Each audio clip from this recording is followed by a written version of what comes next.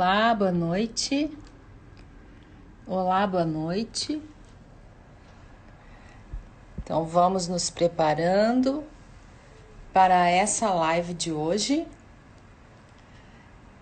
Olá, Karen, Zélia, as alunas chegando, Alex e outros alunos mais.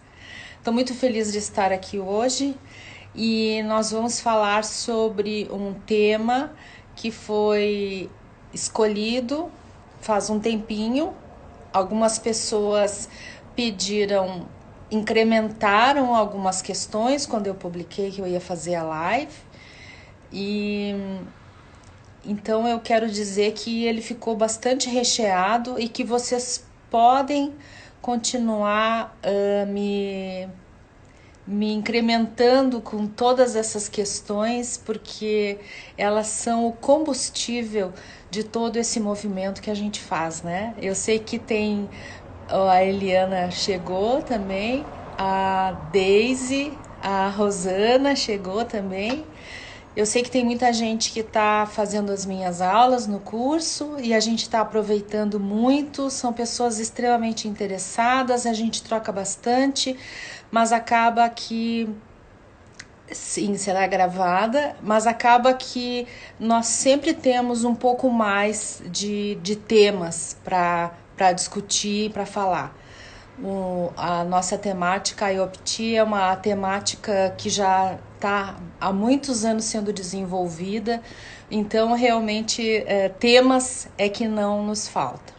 Hoje nós vamos falar um pouquinho sobre as estratégias de sobrevivência, o que elas representam, como que a gente lida com elas e uma série de questões que foram colocadas antes da live e depois também. Olá, Luciana, Raquel. Estratégias de sobrevivência. Para nós falarmos de estratégias de sobrevivência, nós vamos ter que voltar um pouquinho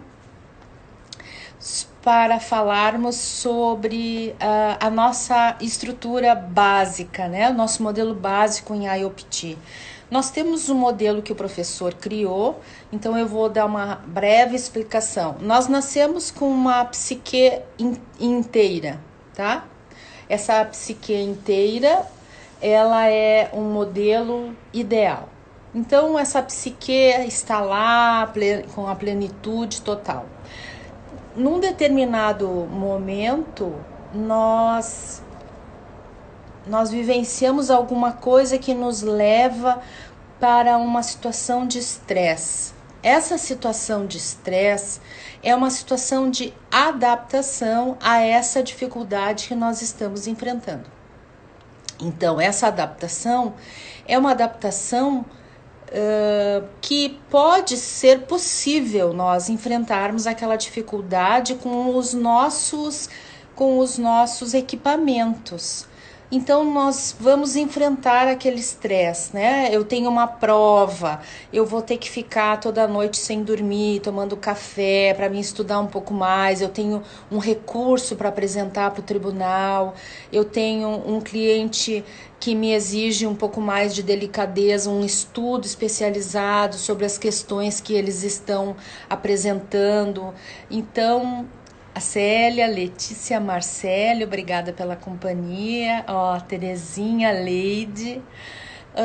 Então, tudo isso são estresse da vida, são estresse comuns. Isso é importante a gente olhar, porque quando a gente fala em trauma, as pessoas pensam na guerra, as pessoas pensam na bomba de Hiroshima, mas às vezes situações muito mais singelas nos levam a outro patamar de dificuldade. Então, a nossa psique estava inteira e aí nós tivemos que enfrentar esse estresse.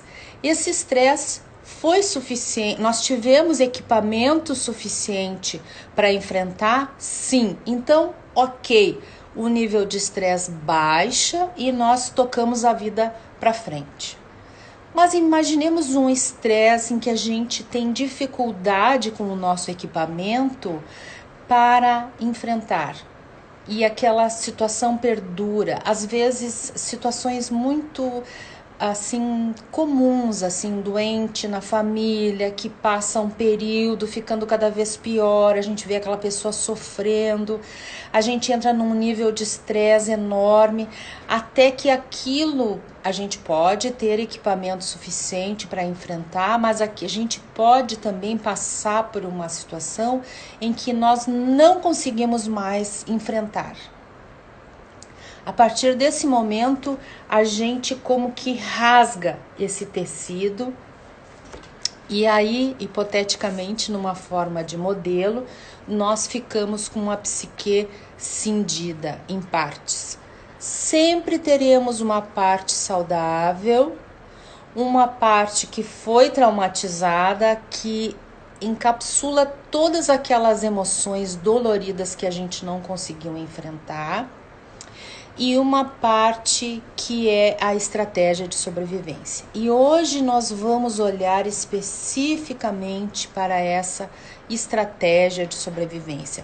O que significa essa estratégia de sobrevivência dentro desse movimento do trauma? Dentro desse movimento do trauma, significa que eu estruturo uma forma de enfrentamento daquilo que eu não consegui fazer frente com as minhas capacidades, de forma a que eu consiga superar aquele momento. E isso pode se dar pelos mecanismos emergenciais que nós temos para enfrentar um trauma. Quais são esses mecanismos? A gente pode ficar imobilizado, pode ser uma coisa que nos dê aquele choque, a gente fica na hora, fica parado. A gente pode passar por um congelamento de emoções, então a gente não sente aquela emoção, não, tá tudo bem, tudo tranquilo, né? E a gente pode dissociar, que significa que eu estou conversando com vocês, mas daqui a pouco vocês ficam falando sozinho e eu fico pensando, vou na costureira agora, ela vai fazer a prova do meu vestido, a minha estilista vai me dizer quais são as novidades naquele vestido de noiva. Dissociei, saí desse movimento de estar presente. Mette, da Noruega, muito obrigada pela presença, Mette. Ou também eu posso fragmentar. A fragmentação já é alguma coisa mais estruturada e que fica um pouco mais tempo. Não é uma chegadinha lá na minha prova do vestido de noiva, um retorno. Essa fragmentação já são situações, Suzana, já são situações que ficam mais permanentemente mais ativas.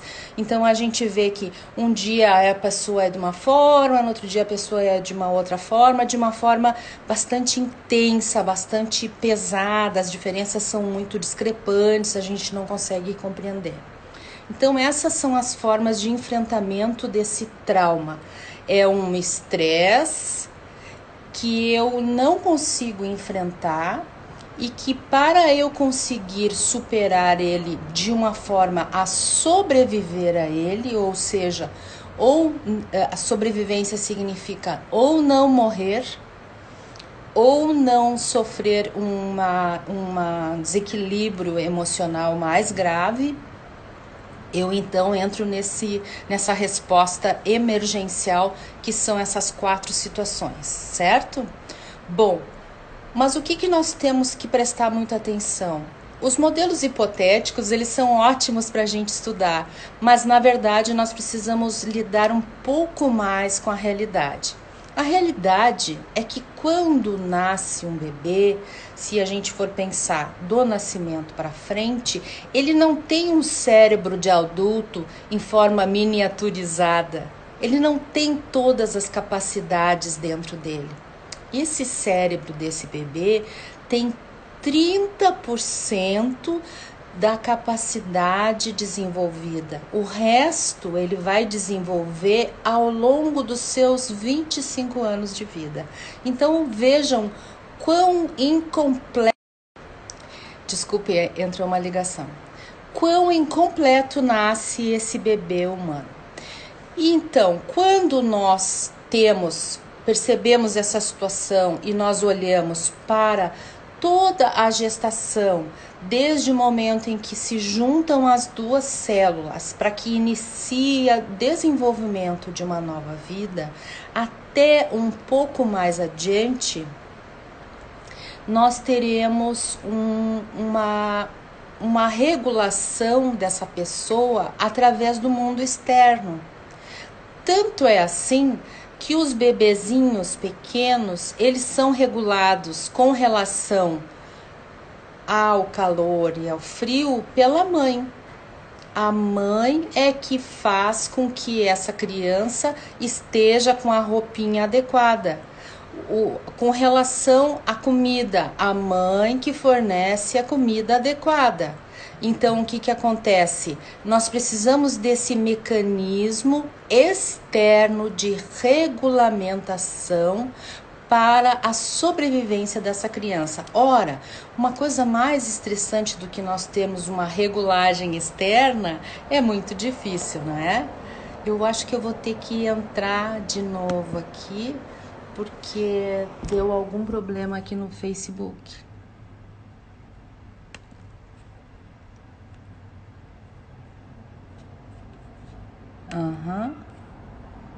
Isso, entramos de novo aqui.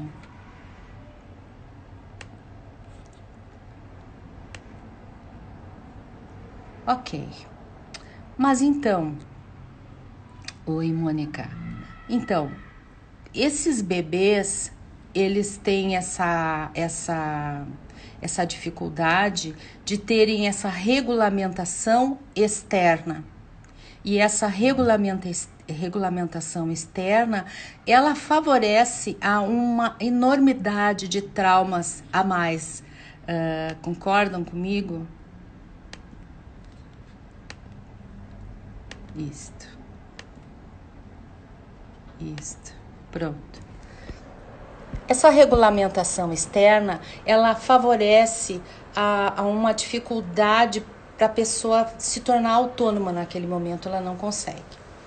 E aí a gente percebe o seguinte: os nossos sistemas de avaliação do mundo, nós viemos equipados com sistemas que avaliam o nosso ambiente.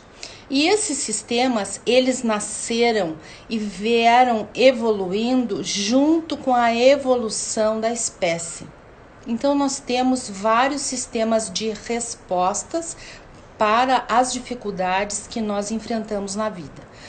Porque o ser humano, ao longo desses milhões de anos, eles enfrentaram várias dificuldades, disputa com outros animais, situações climáticas muito intensas. Então, tudo isso fez com que a fisiologia humana desenvolvesse essas capacidades para a sua defesa.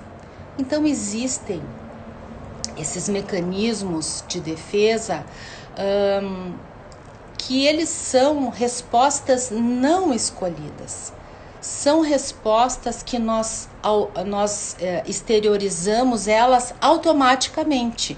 Não são respostas que nós escolhemos. Então, por exemplo, se nós vamos fugir do animal, ou se nós vamos nos fingir de morto para que o ladrão passe, todas essas respostas são respostas neuronais desses sistemas que foram sendo desenvolvidos pela evolução da espécie.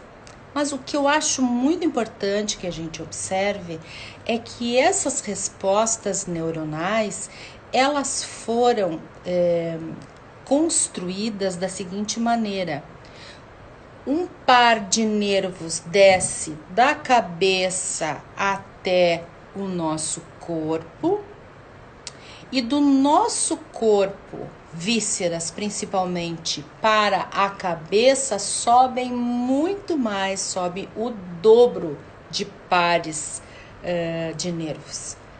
Então, a partir dessa informação Qual que é o movimento mais comum? O cérebro mandar uma informação para o meu músculo? Ou o meu músculo mandar uma informação para o meu cérebro? Pelo volume de nervos que sobem e que descem, numa linguagem muito simples, eu vou dizer que as nossas vísceras, o nosso corpo, ele está todo criado de forma a que ele impressione o cérebro com muitas informações. E essas informações é que vão dizer para o nosso cérebro: olha, existe um perigo nesse ambiente onde a Lia está. Ou esse ambiente é totalmente seguro. Agora a gente pode relaxar e dormir. Então, a partir disso, a gente pode perceber como o corpo, a nossa fisiologia, ela é importante nós percebermos todos esses sinais. E, na verdade, algumas coisas a gente consegue perceber, porque ele é um sistema automatizado. Automatizado significa o quê? Quando eu fui assaltada há vários anos atrás e eu percebi que do meu lado havia uma enorme arma muito prateada aqui sendo apontada para mim, eu na hora fiquei parada como se eu fosse uma estátua e eu não pensei em nada. Eu simplesmente parei. Depois o rapaz me disse: a senhora tem que sair do carro porque a gente vai levar o carro. E aí eu pensei: agora eu vou ter que dar um jeito das minhas pernas mexerem. E graças a Deus deu tudo certo. Houve uma comunicação em que eu pude fazer, não estava totalmente congelada, eu estava congelada, mas o meu organismo ajustou o que precisava ajustar. Então vocês pensem que quando nós estamos numa rota de sono no fim do dia, nós temos todos uns movimentos para que nós diminuímos a nossa, a nossa atividade, e aí a gente calmamente vai para a cama e diminui a metabolismo e a gente dorme. Quando é de manhãzinha, nós ativamos uma parte nossa para que nós, quando vier o momento do despertador, já tenhamos uma circulação sanguínea um pouco mais ativada, tenhamos mais condições e rigidez, né, para sair da cama e já entusiasmadamente: oba, hoje vai ter live, vou lá assistir a live, né? Então, esses dois mecanismos nos dizem o que é que para o nosso corpo, de uma forma muito autônoma, é a segurança e a insegurança. Quando o corpo enfrenta uma situação em que ele não consegue, quando nós enfrentamos, e isso pode ser uma questão psicológica, né? Pode ser uma coisa fisiológica, uma doença grave. Nós enfrentamos isso da mesma forma. Nós entramos nesse nível de estresse e vamos solicitando os nossos recursos. Quando o nosso nível de estresse não consegue dar conta, nós rompemos e entramos na situação de trauma.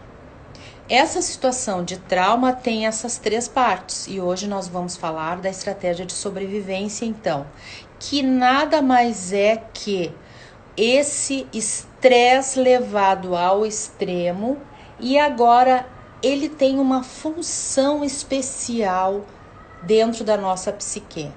Esse estresse, que agora se transformou nessa estratégia de sobrevivência, tenta fazer com que o resto do corpo tenha condições de continuar vivendo. Caso contrário, nós teríamos algumas rupturas desse tecido, ou a gente iria ter uma dificuldade para se sobreviver de uma forma física, o corpo, ou de uma forma emocional. Mas afinal de contas, o que essa estratégia de sobrevivência faz? ela faz um trabalho essencial. Ela faz um trabalho essencial lá no momento do trauma. No momento do trauma, nós precisamos dessa estratégia de sobrevivência, porque é como se nós fizéssemos uma avaliação e como se nós, a partir daquilo, escolhêssemos aquela estratégia. Nem sempre ela é escolhida. A maior parte das vezes, ela é uma estratégia que vem de acordo com a dificuldade que nós estamos enfrentando. Certo? Então, quando nós estamos nos sentindo inseguros, nós ativamos o nosso estresse para conseguir superar essa insegurança. Quando nós estamos nos sentindo seguro, nós desativamos esse mecanismo. Mas esse mecanismo não é como uma chave, um interruptor de luz que a gente liga e desliga. Às vezes a gente fica naquele movimento ativado. O dia que eu passei pelo assalto, eu não consegui dormir, passei vários dias, tive que ir na delegacia apresentar, porque eu estava com telefone institucional, tive que apresentar o número do telefone, comprovar que eu era servidora pública, aquela coisa toda, né? Bom, mas o que tem a ver isso com o nosso trauma e a nossa vida? O que tem a ver é que essas estratégias de sobrevivência, elas ficam dentro de nós como se alguém tivesse pego aquela forma de agir e aquelas emoções que a gente viveu naquele momento e trancado dentro de um balão que a gente costuma chamar de cápsula. Dentro dessa cápsula existem essas emoções que a gente vivenciou ali e que foram insuportáveis. E aí, quando vem alguma situação que acione a mesma emoção original, insegurança, medo, impotência, incapacidade, essa cápsula volta e a gente começa a atuar com aqueles mecanismos daquele movimento que a gente passou no trauma anterior. Isso é muito delicado porque nós ficamos repetindo padrões, percebem? A gente vai repetindo padrões, então eu às vezes sou grosseira com a minha vizinha, eu não sei porquê, às vezes eu brigo com a minha mãe, eu também não sei porquê, eu sempre pego o namorado que depois eles me traem, eu não sei porquê, e assim eu vou indo, porque eu estou vivenciando as emoções, as situações atuais com essa cápsula demodê de uma situação que já passou. E o pior de tudo é que como nós todos vivemos numa sociedade em que existem muitas situações propensas a nos traumatizar, muitas. Isso não é um demérito, isso é a vida. A vida é assim. O problema é a gente ficar preso nelas. Porque quando a gente fica preso nelas, a gente reproduz comportamentos, emoções que são tão antigas que às vezes podem nos deixar numa situação muito sem graça. É como se eu fosse uma profissional hoje bem-sucedida e eu fosse pedir para alguém me ajudar e a pessoa me dissesse: olha, Lia, eu não posso fazer nada por ti agora porque eu tenho uma dificuldade com a minha mãe, eu preciso me retirar. E eu reagisse que nem uma criança: por que tu faz sempre isso comigo? Por quê? Porque eu botei para fora aquela emoção antiga desatualizada. Então é muito importante que a gente olhe para as nossas estratégias de sobrevivência, para a gente perceber a frequência com que elas aparecem, aonde elas se encaixam na nossa vida e quais são os movimentos que nos ativam essas estratégias equivocadas. Quando a gente chega em casa e pensa: eu podia ter feito isso, aquilo, ok, não vamos nos despedaçar por isso, mas comecem a anotar mentalmente toda vez que alguém me diz tal coisa, eu reajo de tal maneira. Essa pode ser uma capacidade que a gente vá desenvolvendo de se autoavaliar. Embora vocês saibam que a bailarina sempre utiliza um espelho muito lindo, maravilhoso para dançar, porque é difícil de se olhar de uma forma totalmente isenta, não é? Por isso que nós precisamos de uma outra pessoa, de um outro terapeuta, de uma outra pessoa que nos olhe e nos diga: tu não acha que aqui ou ali existe isso ou aquilo? E assim nós podemos confirmar aquilo que a outra pessoa está dizendo ou de repente entender que não, que aquilo faz parte das coisas dela. As estratégias de sobrevivência, elas têm um movimento. E esse movimento das estratégias de sobrevivência, eles nascem a partir do momento em que existe o trauma, ok? Mas aí nós passamos por esses 3 momentos. Nós passamos por um momento em que ela é eficiente e que nós superamos o nosso estresse. Nós passamos por um momento em que ela é eficiente, mas o tempo que nós demoramos para trabalhar aquilo é bastante grande, então é um momento de resistência, de resiliência. Nós temos que lutar um tempão, até que nós chegamos no momento em que aquilo se transforma numa exaustão. E essas são perguntas muito interessantes que me fez a Priscila. Hoje a Priscila me mandou uma série de questionamentos. Priscila Gomes Pereira Saler.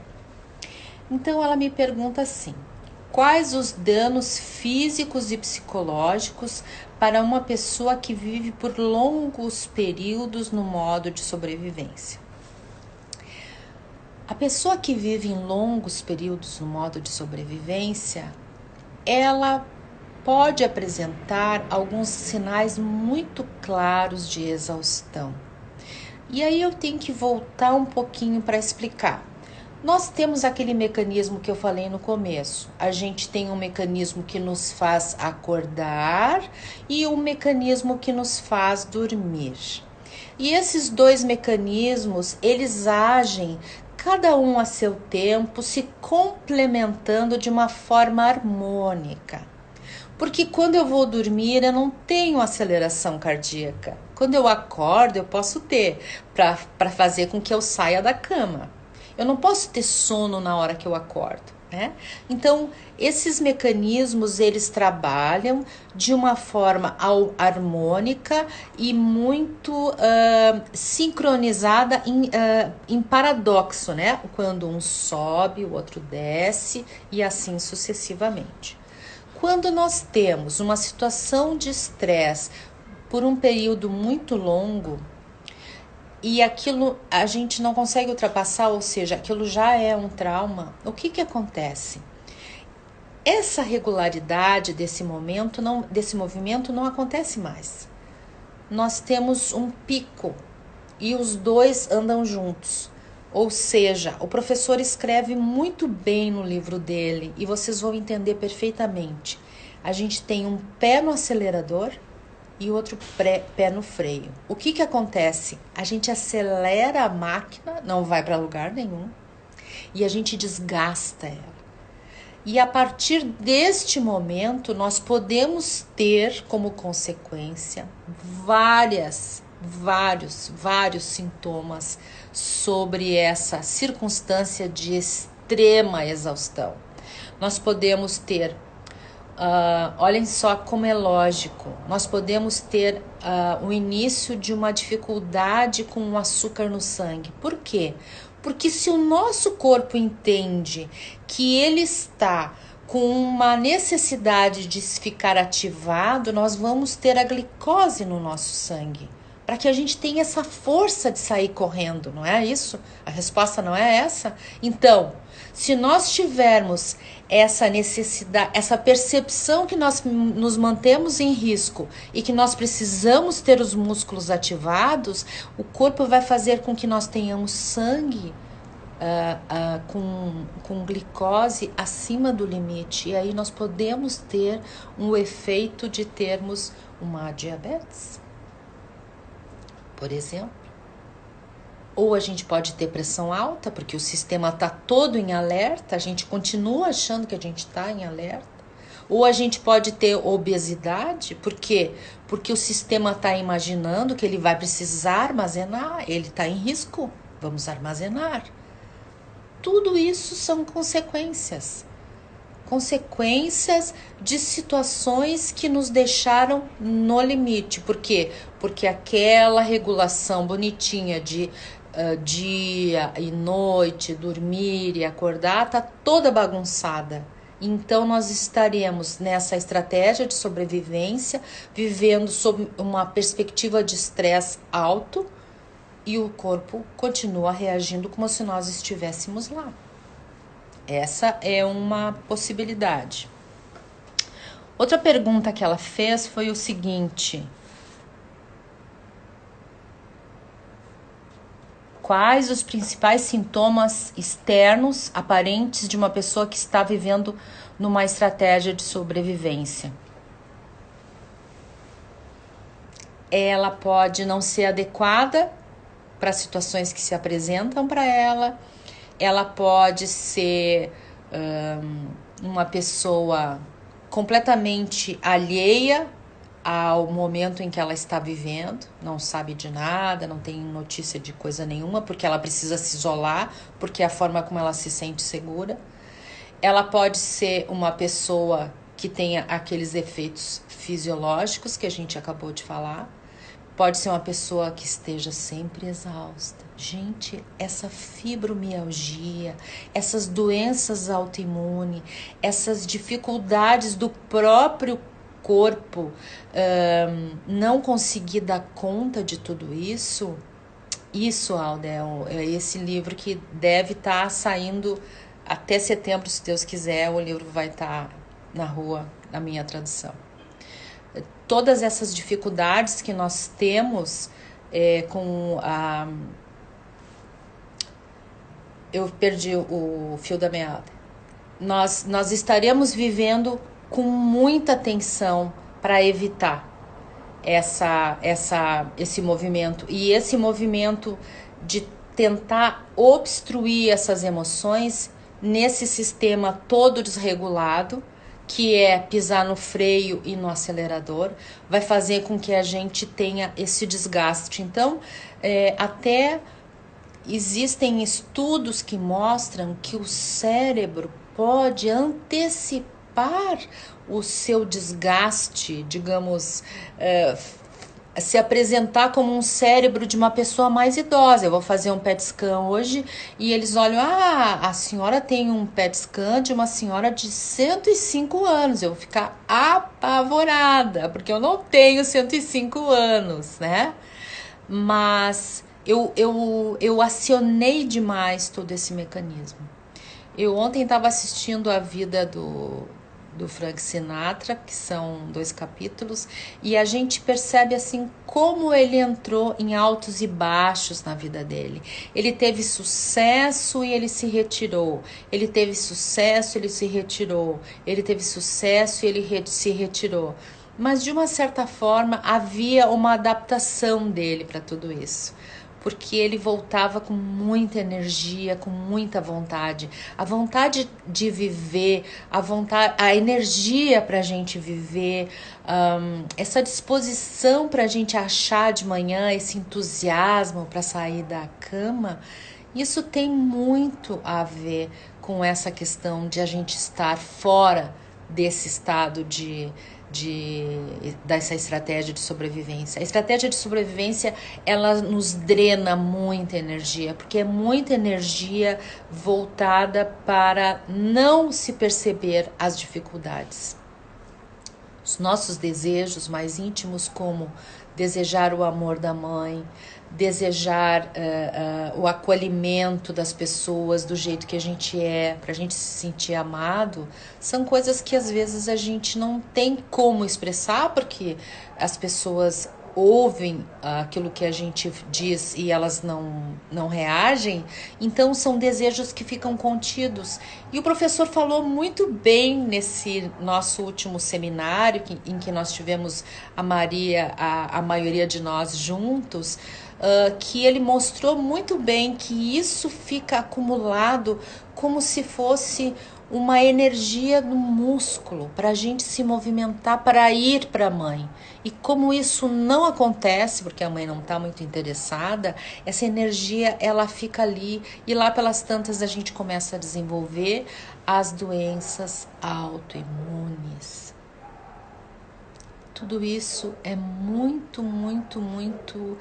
Na minha cabeça ainda é muito disruptivo. Eu ouço e vejo tudo isso, e leio, e estudo, e percebo o quanto que eu estava afastada. 5 anos atrás, eu não tinha a menor ideia de nada disso. E agora é como se um mundo novo tivesse se apresentado para mim, e eu fico encantada. Cada vez que eu falo, eu mesma me dou conta que é um encantamento tudo isso. Então é como se o freio e o acelerador estivessem os dois acionados. Vocês já viram isso acontecer, né? Em filmes, já viram isso nas motos. A pessoa segura a moto e acelera, a moto vai rodando assim.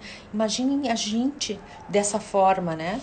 E tudo isso acontece porque nós estamos percebendo que o nosso ambiente não é seguro e aí a nossa estratégia de sobrevivência vem à tona. E isso é muito bom, gente. Sintomas são maravilhosos. São maravilhosos. Obrigada, Suzana, querida, minha terapeuta. Hoje foi um dia bem power, mas eu tô muito feliz porque eu noto que eu salto à frente com esses nossos encontros. É muito desgaste, gente, essa estratégia de sobrevivência inconsciente. É muito importante que a gente possa se olhar e possa perceber qual é o caminho que nós temos que trilhar para sair dessas armadilhas. Como uma pessoa traumatizada, agindo e se movimentando na sua parte sobrevivente, reage aos novos traumas. Olha, isso é uma questão fantástica, porque vocês sabem que aonde existe uma parte da pele da gente que está machucada, até no tomar banho, parece que aquilo volta a ficar machucado. E sempre acontece assim. Nós estamos sempre nos retraumatizando a partir de um trauma original, porque nós não temos assim completa percepção de que nós só temos trauma porque ontem nós batemos o carro. Não, não é assim que acontece.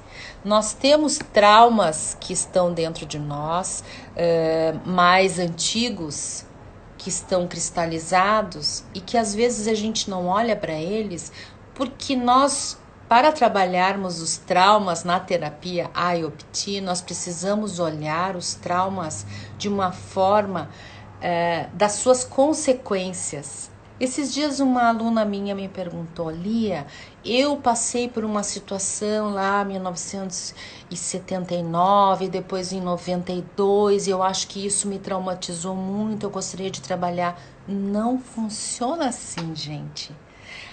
Essa terapia trabalha com a possibilidade da gente olhar uma necessidade que eu tenho hoje e que eu não consigo enfrentar.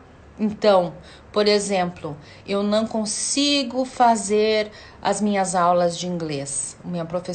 Tinha uma professora que sempre me dizia: ai, Lia, eu faço aula de inglês, mas eu não consigo aprender. Então, esse é um desejo legítimo para se olhar qual foi o trauma que ela vivenciou lá atrás. E nesse olhar para trás, a gente vai descobrir qual foi o momento em que isso veio à toa. Porque nós não vamos olhar para o trauma e tentar corrigir. Nós temos que ver quais são as consequências. Porque às vezes, situações completamente inocentes nos trazem reações. E isso mostra a retraumatização. Quando eu enfrento uma situação normal e eu reajo de uma forma inadequada, certo? Isso me mostra a retraumatização. Quando eu passo por uma situação horrível e eu sigo a minha vida, vou conseguindo digerir, engolir toda aquela dificuldade, mas eu vou conseguindo elaborar ela e eu não tenho acréscimos de dificuldades na minha vida, é porque eu estou conseguindo me adaptar com as situações que eu enfrentei. E isso depende da estrutura cerebral de cada um de nós. Lembram disso? A estrutura cerebral. Porque nós temos sempre essa capacidade de desenvolver caminhos neuronais. E esses caminhos neuronais nós desenvolvemos na medida em que nós solicitamos que eles abram novos caminhos. Até que ponto a estratégia de sobrevivência é importante para o sujeito traumatizado? A estratégia de sobrevivência é sobreviver. Se nós não tivéssemos esse mecanismo natural de resposta, nós não sobreviveríamos. Ela é essencial. Qual é o problema dela? É quando ela está desatualizada. Nós fomos agredida por um coleguinha no jardim da infância, e aí quando hoje eu abro a porta e uma pessoa me diz: a senhora está fazendo uma coisa errada no condomínio, e eu posso dizer: olha, nem tem a ver com o meu apartamento, mas se eu tô lá atrás com aquela lembrança daquela situação, eu vou me desvair chorando, já vou falar, vociferar, vou levantar a voz, nem tem nada que ver. Eu só precisava saber, mas o senhor está falando com a vizinha que sou eu do 101 ou o senhor quer falar com a vizinha do 110? Ah, é mesmo, nem é a senhora. Né? É uma desatualização. Quem nos fornece essa sensação de segurança é todo o equipamento mamífero que foi desenvolvido nessa evolução do ser humano de uma forma mais recente. O que é esse equipamento mamífero? Para a gente se sentir seguro, para a gente aproveitar mais a nossa condição de vida, tentando olhar para os nossos traumas e perceber quais são as nossas estratégias desatualizadas. O nosso equipamento mamífero é cordas vocais, olhar para nos atualizar, qual é a nossa posição e a nossa face. O nosso bebezinho querido, ele sabe reconhecer a partir de uma certa idade a face da mãe, quando a mãe, primeiro quando ela fala, pode estar dizendo: ah, que chatice, tem que trocar tua fralda de novo, mas como ele não entende as palavras, ele ouve o ritmo e no ritmo ele se conforma. Depois ele começa a enxergar o rosto. Por isso que é muito legal, nesses dias de pandemia, a gente abrir o Zoom e ter um monte de pessoas queridas nos nossos cursos, nos cursos que a gente participa juntos, pessoas que a gente conhece, e aquilo traz um efeito para nós, por causa dessa nossa parte mamífera mais atualizada, que nos traz essa sensação de segurança, tá? A estratégia de sobrevivência, o nosso querido Leandro Pegoraro, sempre presente, hoje está nos prestigiando com a sua presença mais uma vez. A estratégia de sobrevivência de uma mãe pode ser transmitida para o filho ou só o trauma? Sim, a estratégia de sobrevivência de uma mãe pode ser transmitida. Muito bem colocado. Inclusive, ela pode ser transmitida a partir da gestação. A partir da gestação, a mãe já pode transmitir uma estratégia de sobrevivência para esse filho. E por isso é muito importante que a gente abra essa possibilidade de se reconhecer, de saber quais são os nossos traumas, de saber quais são as nossas condições para enfrentar as nossas dificuldades, para a gente poder minimizar essas estratégias antigas, estratégias desatualizadas, né? Isso é muito importante. Mais alguma pergunta? Gente, deixa eu dar uma espiadinha aqui nas minhas anotações, para ver se eu deixei alguma coisa para trás importante.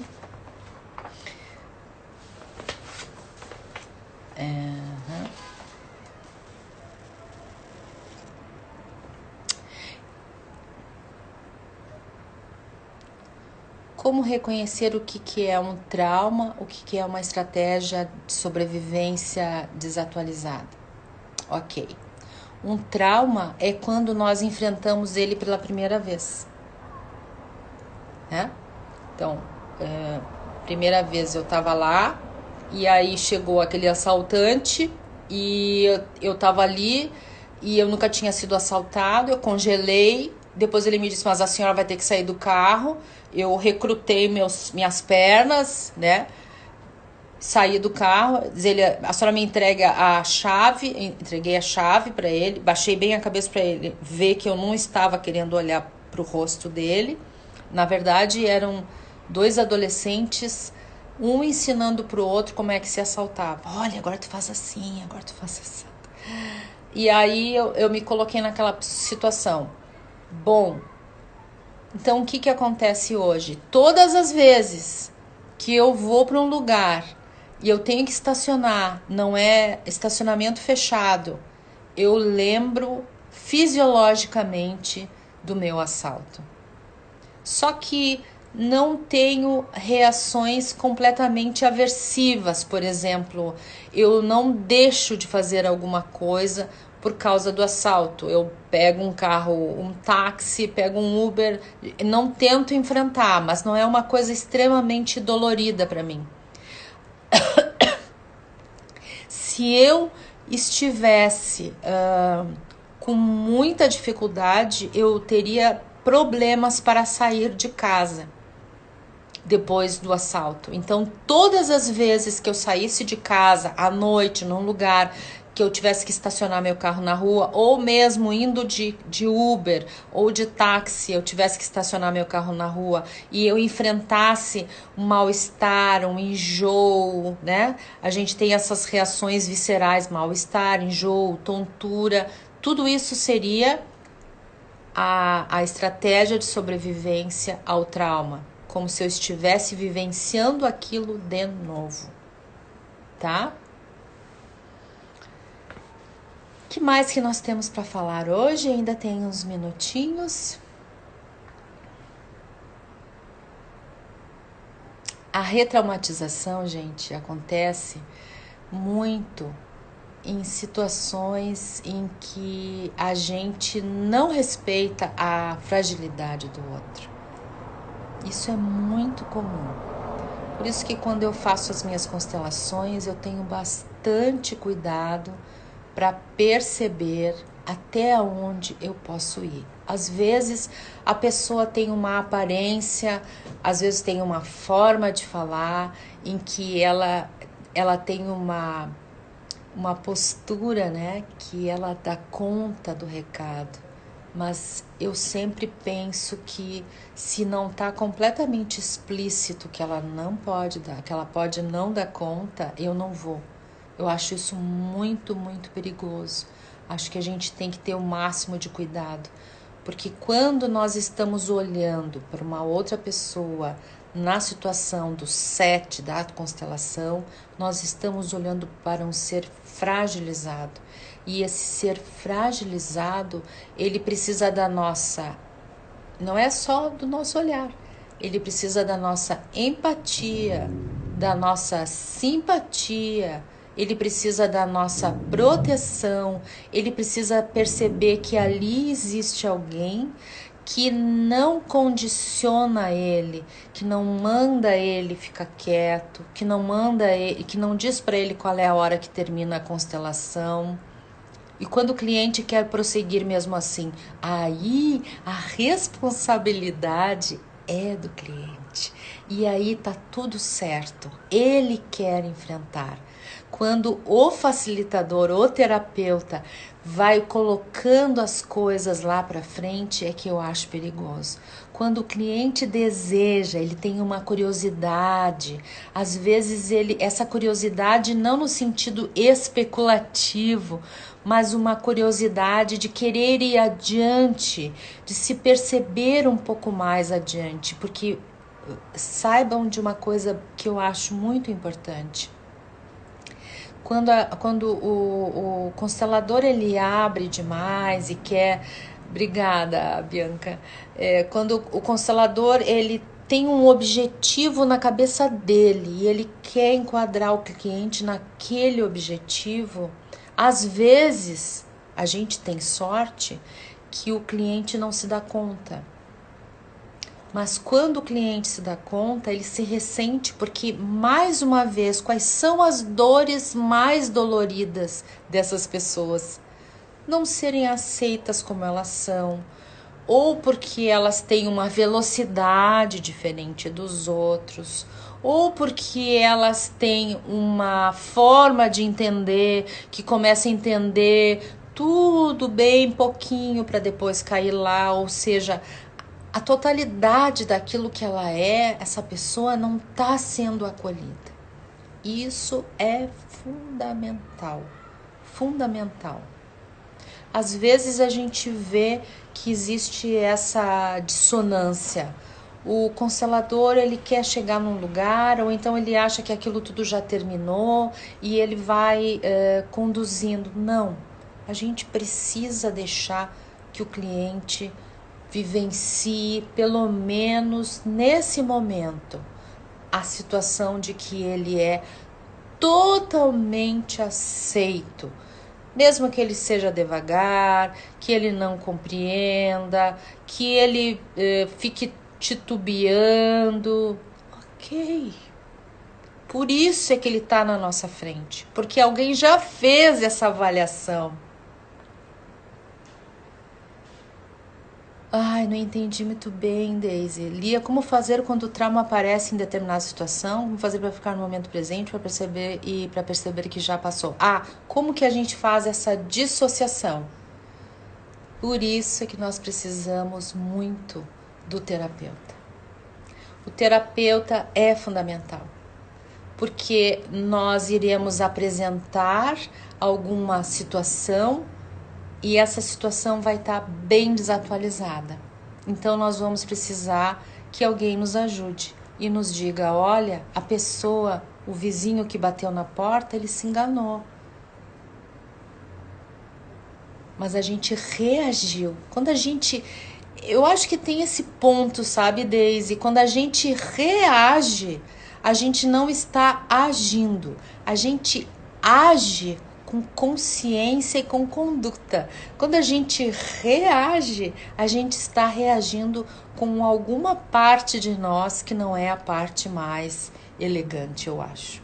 Essa nossa parte mais elegante é aquela parte em que nós conduzimos, né, o processo. Acho que é isso. Eu estou muito feliz que eu vi, olha só, a Alda, a Zélia, a Mônica, minhas alunas queridas de Maceió, do meu curso maravilhoso presencial, e agora a gente está todo mundo aqui preso nessa pandemia, né? Muito obrigada, Eliana. Isso, a Marcele também, a Leide, minha aluna de Caxias, Persília, Saudade, Sol, ali, a Zélia também. Nós vamos construindo, Mônica, nós vamos construindo conhecimento, né, gente? Eu estudo muito as partes elegantes. Eu estudo muito, eu troco muito com as minhas alunas, com os meus alunos, e eu estou sempre disponível para trocar mais. Eu quero montar agora, se Deus quiser, até o final do ano, um grupo de leitura para nós lermos juntos, discutirmos livros afins e fazermos a o filtro necessário, porque o professor pensou vários conhecimentos, mas nem sempre ele pegou todinho e colocou na teoria. Às vezes ele pegou umas partes, né? Ele adaptou alguma coisa, então a gente precisa olhar para isso, fazer a leitura, compreender e fazer o filtro para importar para a nossa querida IOPT, que é uma coisa, para mim, muito, muito especial. O nosso curso está muito legal, assim como foi o nosso curso em Maceió. Eu vejo sempre nos alunos essa entrega, essa vontade de descobrir coisas novas e muitas respostas, que eu acho maravilhoso que a gente possa compreender e construir respostas para as nossas questões do dia a dia, né? Essa sistemática da gente entender como que funciona isso, como que funciona esses modelos que a gente consegue colocar numa consulta, numa conversa. A gente não precisa fazer a constelação. A gente precisa apenas conhecer muito bem como que a gente está aqui, o que faz quando a gente está na prática da estratégia de sobrevivência. A gente é muito ativo, a gente é vigoroso, a gente está cheio de adrenalina, a gente corre, a gente quer fazer esportes radicais. Quando a gente está no trauma, a gente é triste, a gente não tem força, não tem coragem de fazer as coisas. Quando a gente está na parte saudável, a gente administra tudo fica muito mais simples. E quando a gente começa a descobrir cada uma dessas atividades, tudo é muito mais fácil. Vamos fazer, Alda, 10 constelações. Queridos, muito obrigada. Eu agradeço a todos a presença. Me mandem perguntas para mim fazer mais lives, mais comentários. Vamos abrir outras questões importantes. Muito obrigada. Tudo isso é graças à provocação de vocês. Um beijo enorme e até a próxima.